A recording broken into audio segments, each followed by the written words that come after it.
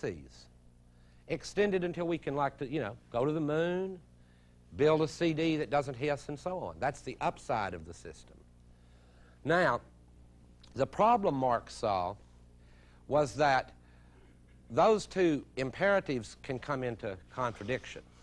The imperative on the one hand of the economy, which now I'm going to state in its blunt Wall Street form, which is to make a profit, which you do by accumulating labor, capital goods, land, and so on.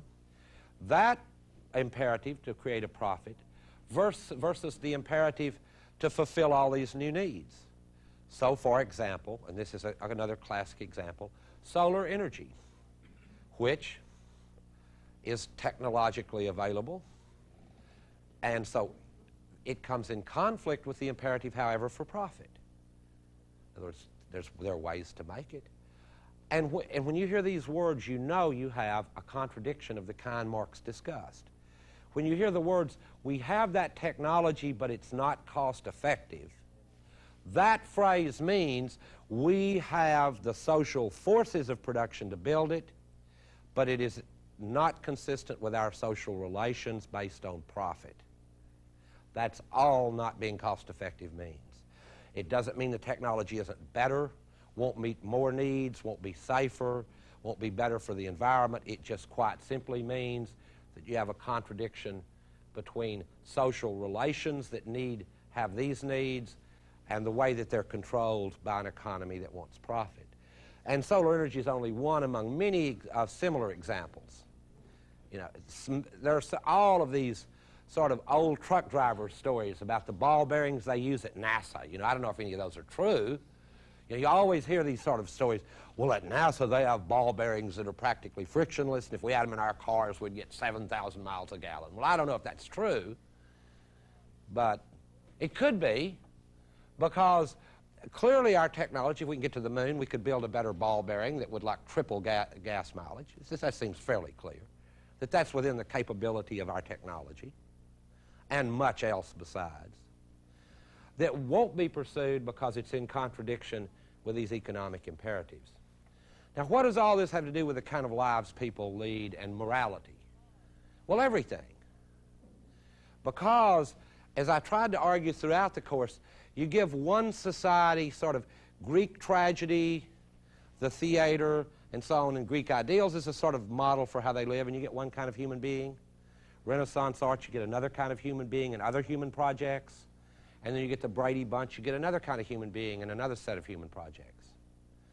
Now, the vicious way to describe that situation is ideology.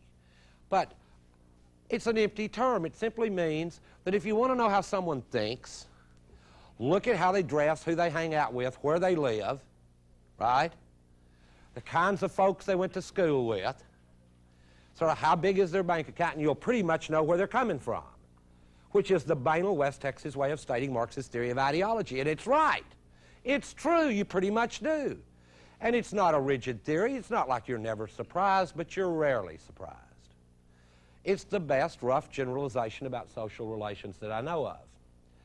And it's supposed to remind us that moral dilemmas of the kind I discussed last time, which now I'm going to distance myself from by calling them merely philosophical dilemmas, have to be understood, and this is the point I want to draw from Marx today, in terms of being different for different classes. In other words, depending on what social situation you come out of, a moral dilemma may be quite different. The moral dilemma about whether to steal, an extra $25,000 on your tax return is a different kind of moral dilemma than the moral dilemma about whether you're going to rob a 7-Eleven to have enough food for the next month. And you'd have to be a moral imbecile not to see that there are important differences, right, between those decisions. They may both be decisions concerning theft, but they're important moral differences based on those decisions simply by virtue of something that to us today seems, I think, slightly unfair: circumstance. I mean, in our country, it's really horrible to say this, but to call someone poor is not an insult. You haven't said anything about them. You've talked about their circumstances. It's a wonderful line in a play by Tennessee Williams where Deborah Carr and her old father, who's the poet. The play is Night of the Iguana. I think some of you may have seen it. She and her father come up, and they go, yes, we're poor. And he goes, well, you say it as though you're proud of it. She goes, I'm neither proud nor ashamed. It's not what we are. It's just what has happened to us. It's really a hard way to think in our country, because one way we allow ourselves, and now I'm going to stray from Marx for a moment because I just use his text. I don't really care if it's right, because I think that to the extent we get something out of books, what we want to get is something out of them that we can use. And I haven't found any books where I can use all of it, or even most of it. That's certainly true with this one too. But to stray from the text of Marx just a little bit, in our country, one of the ways that we can stand to have a society that's so opulent, and it's impossible to drive into this city and not feel it, into Washington, D.C., and see the Pentagon and these amazing buildings, and then just see the bridges lined with people sleeping under it at night. How do we accept it as people who think that we're still human? How do we accept it and begin even cynically to accept it? Well, part of the reason for that, at least part of the reason, is that at some level we must believe, and this now back to this freedom thing again, that it was their own sort of choices that got them there. So they're sort of, in some sense, to blame for being there. Now, I'll admit that no one ever quite spells it out that clearly. But in political discourse in our country, the implication is fairly clear. The implication was there, and we accepted it for years, when Ronald Reagan used to hold up the want ads in front of TV. He went, well, they don't have to be there, look. You know? Have you ever looked at the want ads and what's on it? You know? They're like 14 jobs if you want in this dial-a-porn business. Okay, there's a job for you. 28 or 9 jobs at McDonald's, and for the rest of them you have to be able to read. That puts a lot of people under bridges already, right, at night.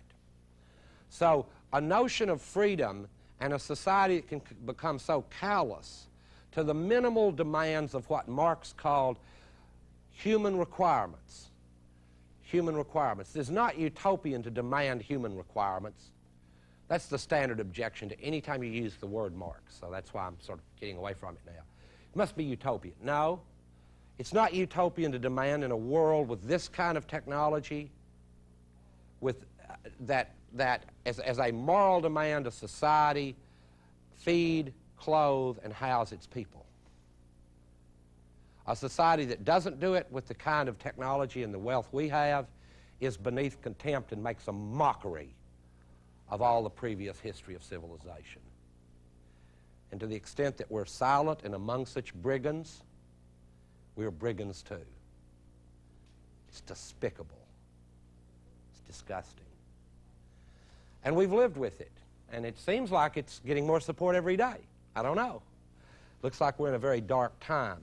Well, Marx is not exactly the figure to illuminate that time, because he himself became, and his text, the use of it in another part of the world, like I have been sort of implying in my political remarks, just as some of the great texts of democracy, Jefferson and others, have been misused in this country in hideous ways.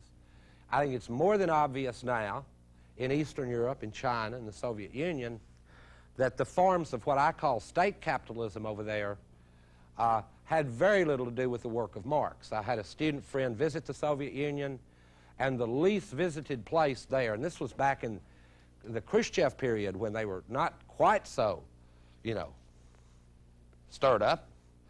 The least visited place in the Soviet Union was the Marx-Lenin Institute, where all the books were. Oh, he wouldn't have read that stuff. In fact, a lot of the books had already been removed by Stalinists, the ones that would really upset people. I mean, the book here, the one that I've discussed, has an account of the alienation of labor. That wouldn't go over very well in Stalin's Russia, because the fundamental insight here is that if you are working your fanny off on a shop floor in Kiev, it's hard to know how you're in a worker's paradise when someone in Detroit's working their fanny off there. The view that from the bottom up is the one that seems to me plausible. Under both conditions, something important about your humanity is being lost. Under both conditions. And when we look at the conditions I'm discussing today, we're not looking at abstract moral conditions. I'm not offering a grand abstract theory of them. I'm trying to give something like a rough account of the fabric of daily life. A rough